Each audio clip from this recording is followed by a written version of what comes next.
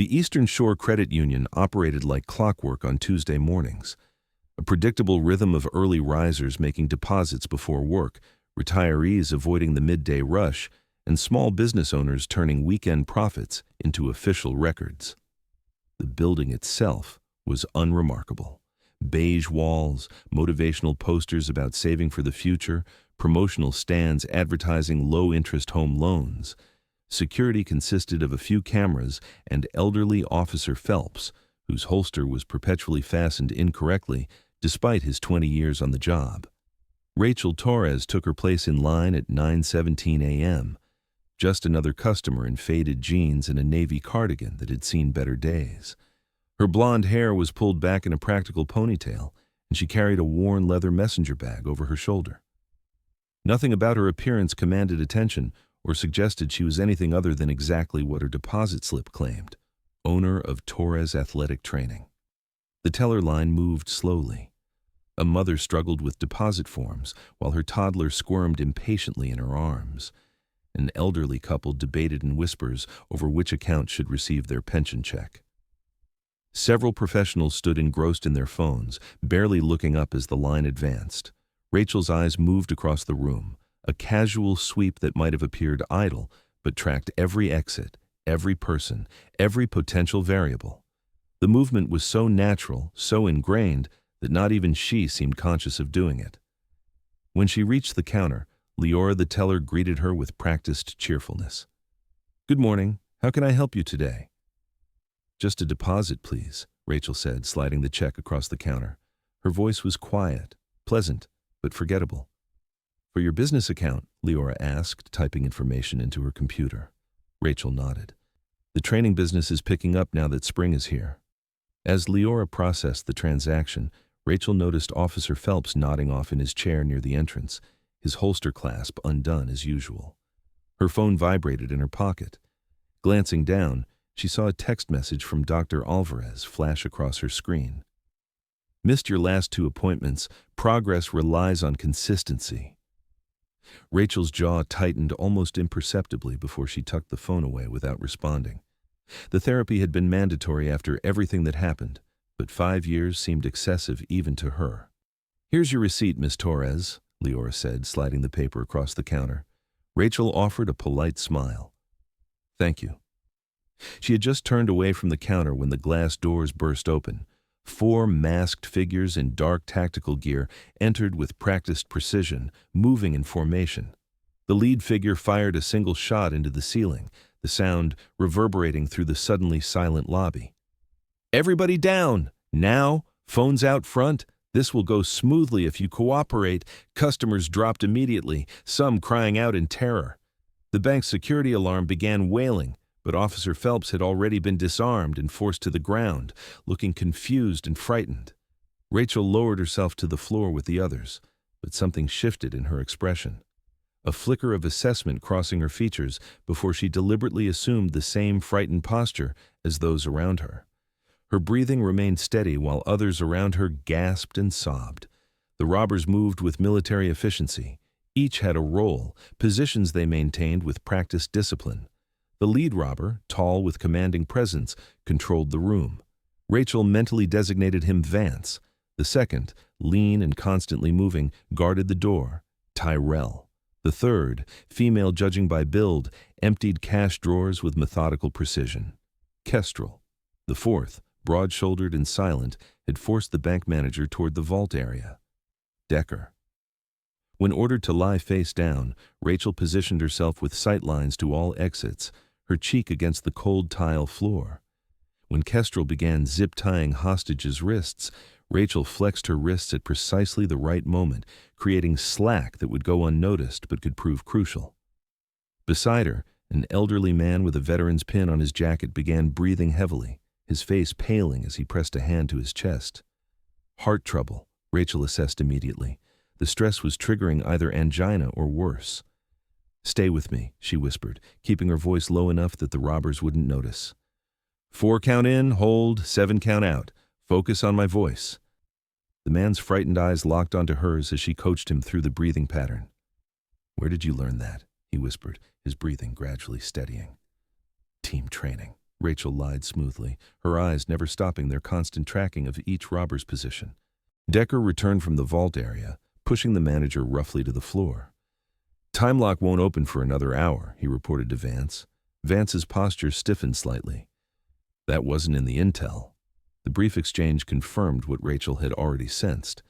These weren't amateur criminals. Their movements, communications, and tactics suggested military or law enforcement backgrounds. Something felt off. A bank this size shouldn't warrant such a professional crew. The young mother's toddler, overwhelmed by the tension filling the room, began crying inconsolably.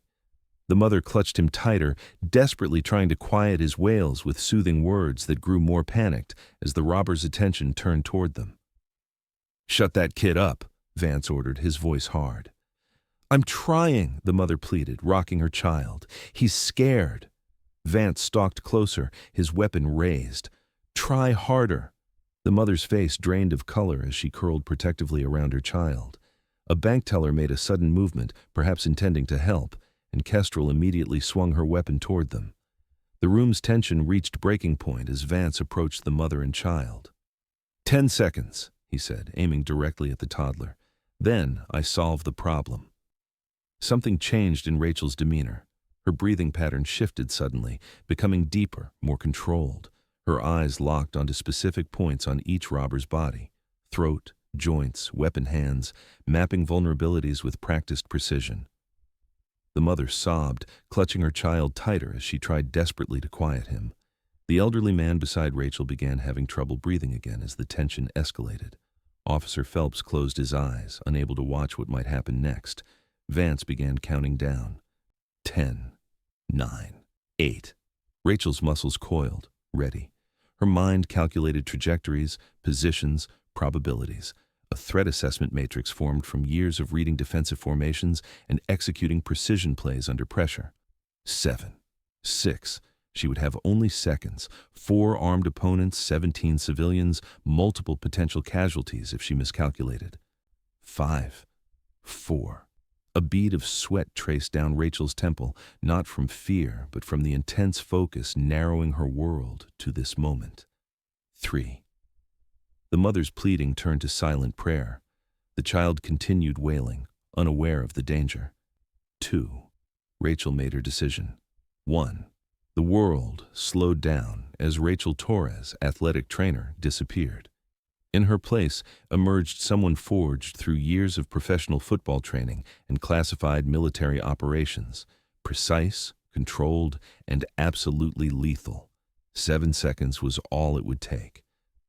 What happened next occurred so quickly that most witnesses would later give conflicting accounts to investigators. Their memories captured only fragments of movement, disconnected moments of action too fluid and precise to fully comprehend. In the first second, Rachel was already moving. She uncoiled from her position on the floor with impossible speed, closing the distance to Kestrel before anyone registered the movement. Her right hand executed a precisely angled strike to Kestrel's wrist, triggering an involuntary nerve response that caused her fingers to release the weapon. Simultaneously, Rachel's left hand secured the weapon while redirecting its aim toward the floor. In the second and third seconds, Rachel used Kestrel's momentary confusion to propel herself toward Vance, who had just begun to register movement in his peripheral vision. Before he could pivot fully, Rachel struck with surgical precision at the junction where his neck met his shoulder. Vance crumpled, his nervous system temporarily short-circuited by the specialized strike. The fourth second brought Terrell into the equation. He opened fire from his position by the door. Rachel dropped and rolled, using Vance's immobilized body as a shield, while simultaneously retrieving his fallen weapon. When she emerged from the roll, her posture shifted into a textbook combat stance. In the fifth second, Rachel returned fire with uncanny accuracy. A single shot that found Terrell's shoulder joint with mathematical precision.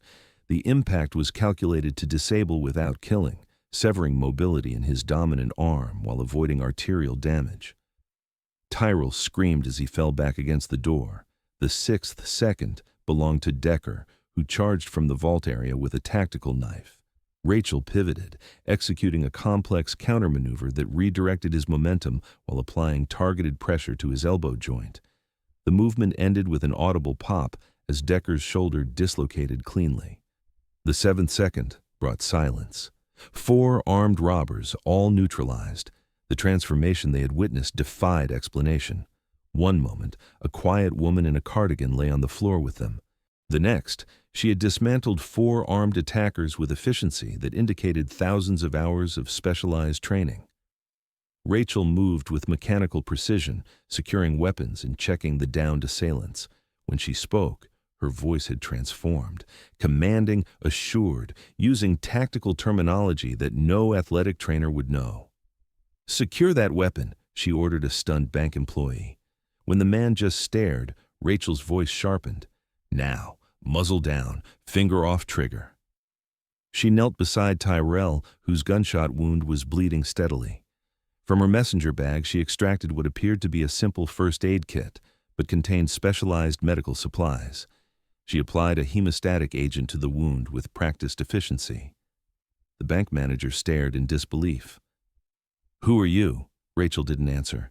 As she shifted position, her sleeve rode up slightly, revealing a partial tattoo on her forearm. Not the typical ink many people carried, but something more specific. The logo of a professional football team intertwined with what appeared to be military insignia. Police sirens wailed in the distance, growing louder. A flash of conflict crossed Rachel's face, not fear of the robbers or concern about law enforcement, but reluctance at what would come next. The life she had carefully constructed was about to unravel completely.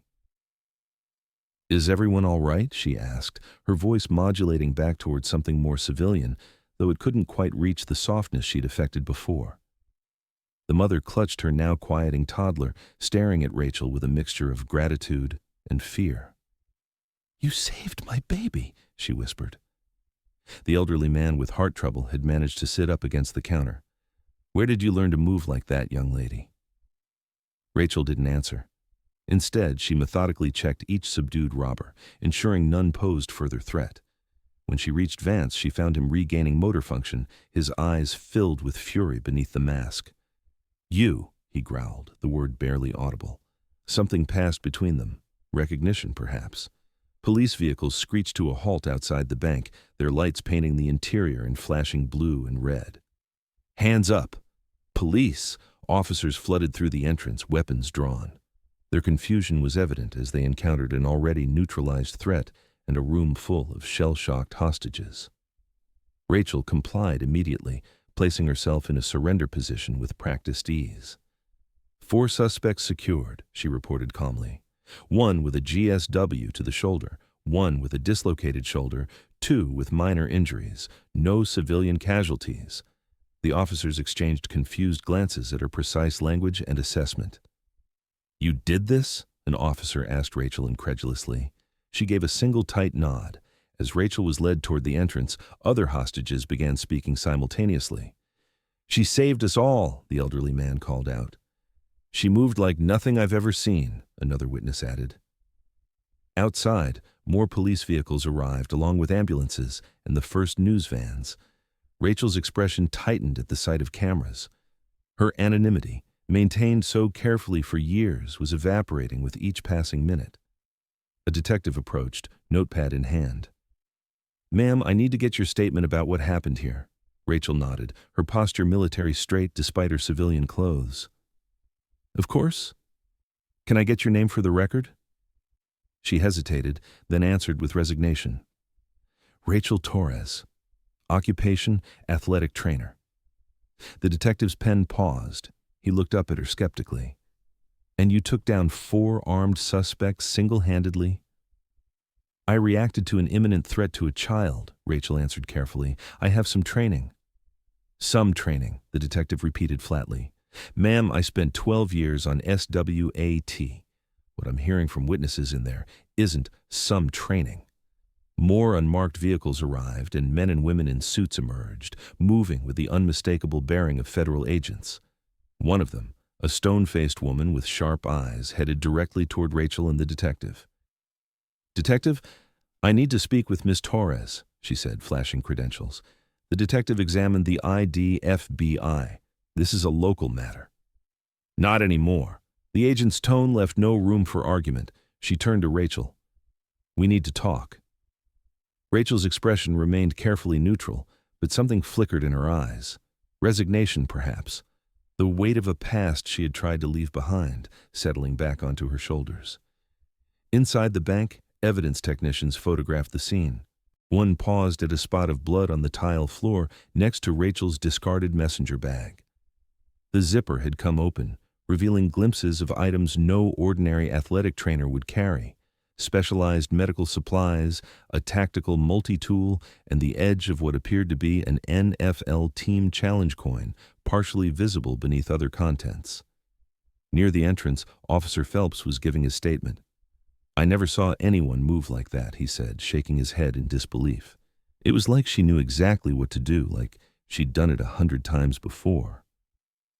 Meanwhile, the hostages were being interviewed one by one, their stories coalescing around the same incredible narrative.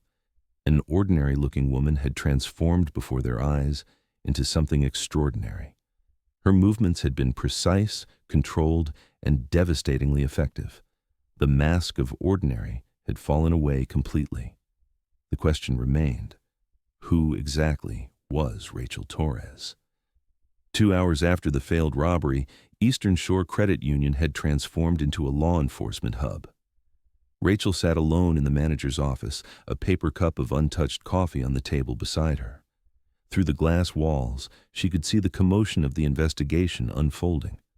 The door opened and Agent Inara Nassar entered, flashing her credentials. "Detective, I need the room," Nassar said to the officer who had been questioning Rachel. After a moment of tension, the detective reluctantly left, closing the door behind him. Nassar took the seat across from Rachel, studying her with calculating eyes. 8 years, Nassar said finally. "That's how long you've been officially dead, Torres." "Operation Blackwater was supposed to be your last." Rachel met her gaze steadily. "It was. And yet, here you are," Nassar observed, "very much alive and still remarkably skilled. Do you know how many strings I had to pull to keep your name out of the initial reports?" Through the window, Rachel could see news vans gathering outside the police perimeter. A reporter stood facing a camera, gesturing toward the bank. "It won't last," Rachel said. "Someone will talk." "They always do." "Yes, they will," Nassar agreed. She opened a file folder she'd brought with her. "Rachel Torres, athletic trainer, business license issued 5 years ago in this county. Before that, 3 years in Seattle under the name Maya Calloway, personal trainer. And before that, quarterback Rachel Torres, drafted 3rd overall by the Dallas Cowboys, military liaison specialist for classified joint operations." Rachel didn't confirm or deny the information. "What do you want, Agent Nassar?" "Officially, I'm here to debrief you and determine if there are national security implications to today's incident," Nassar closed the folder. "Unofficially, I'm curious how someone with your particular skill set ended up training weekend warriors in a small coastal town, and why 4 armed men with military-grade equipment targeted this specific bank on the exact day you happened to be here." Rachel's expression remained neutral, but something flickered in her eyes. "Coincidence? We both know there's no such thing in our line of work," Nassar replied. Before Rachel could respond, there was a commotion outside. Through the glass, they could see the elderly man Rachel had helped during the robbery. He had apparently returned after giving his statement and was insisting on speaking to someone. An officer was trying to redirect him when he caught sight of Rachel through the office window. His posture changed immediately. He straightened his back, squared his shoulders, and rendered a perfect military salute. Nassar noticed Rachel's almost imperceptible reaction. "You know him?" "No," Rachel said quietly, "but I think he knows me." The officer relented and allowed the elderly man to approach the office. Nassar nodded, giving permission for him to enter. "My name is Harold Meacham, Master Sergeant United States Army, retired," he said formally. "I need a moment with the quarterback." Nassar raised an eyebrow at Rachel, who nodded slightly. 3 minutes, Nassar said, stepping outside. Harold approached Rachel, his eyes filled with emotion. "My grandson died in Kandahar. His unit was extracted by a joint operations team led by a woman. They never told us her name, but he managed to send one last letter home. He wrote about how she coordinated the extraction while calling plays like she was still on the field, even with her own injuries. Harold's voice wavered. He said she talked to him the whole way to the LZ about football, just to keep him conscious. Rachel remained silent, her face carefully composed. He didn't make it home, Harold continued, but he didn't die alone in that desert. He died knowing someone cared enough to get him out. He rendered another perfect salute. Thank you, Torres.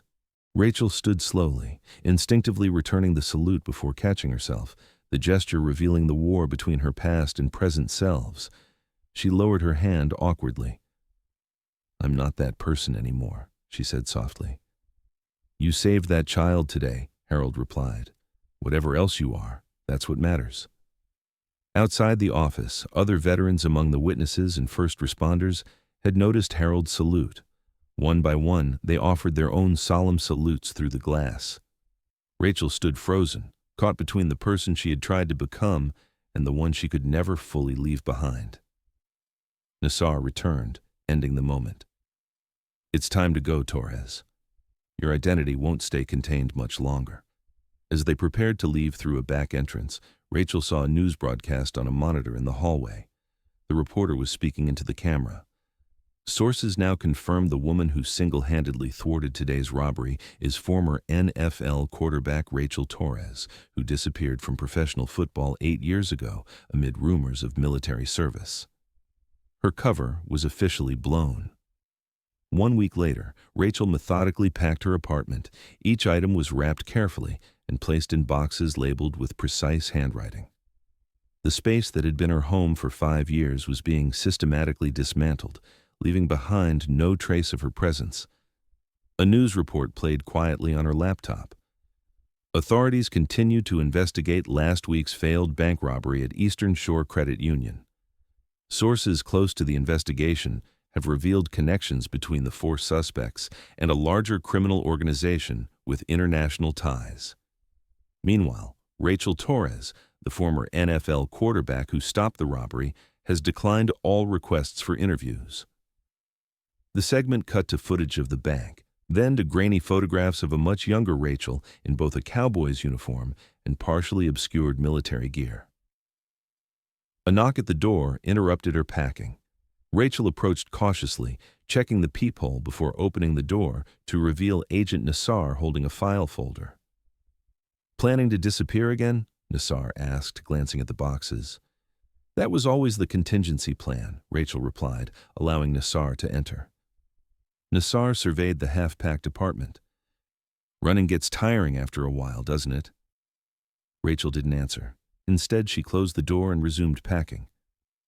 What do you want, Inara? Nassar placed the file on the kitchen counter. Those weren't ordinary bank robbers, Rachel. They were mercenaries, former special ops. The timing, their methods, their equipment, we think you were the target. Rachel's hands stilled momentarily before continuing their task. That's not possible. No one knew I was here. Someone did. Nassar opened the file, revealing surveillance photos. We identified Vance. His real name is Marcus Dyson, former Delta. He's been working as a contractor for a private military company called Artemis Global. Never heard of them. They're new, but their client list isn't. Several have connections to operations you were involved in, particularly in Chechnya and Yemen.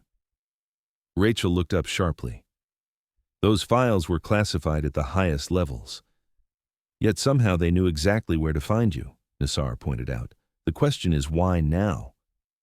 After 8 years of believing you were dead, why come after you? Rachel abandoned her packing and moved to examine the file. What are you suggesting? I'm suggesting that running might not solve your problem this time, Nassar said. The world still needs people like you, whether you want to be found or not, and now they've found you. Rachel considered the file, then glanced at her packed boxes, the visible representation of 2 impossible choices. Run again into anonymity, or return to the world she had tried so hard to leave behind. I left that life for a reason, Inara. I know, Nassar nodded. but sometimes the life we choose isn't the one we're meant for. Outside, a car horn honked, the moving truck Rachel had hired, arriving to take her possessions to storage until she established a new location. She had already secured a new identity, arranged for new credentials. The infrastructure of disappearance was already in motion. "What exactly are you offering?" Rachel asked cautiously. "A third option," Nassar replied. "Not running, not returning to active duty. A consulting position, your expertise, your terms." Rachel's eyes narrowed skeptically. "And in return, protection, resources to discover who exposed you and why they want you dead, a chance to stop looking over your shoulder." The offer hung in the air between them. After a moment, Rachel crossed to her desk and picked up a business card. "Torres Athletic Training," it read in simple, elegant font. Beside it lay a worn photograph she'd been about to pack, a team photo from her rookie year with the Cowboys. 5 years training civilians," Rachel said quietly. "I was good at it. I was helping people get stronger instead of—" She trailed off. "You can still have that," Nassar said. "But first we need to deal with the people hunting you." Rachel considered the photograph one last time before carefully placing it in a box. Then she reached for the file Nassar had brought. "Tell me everything you know about Artemis Global."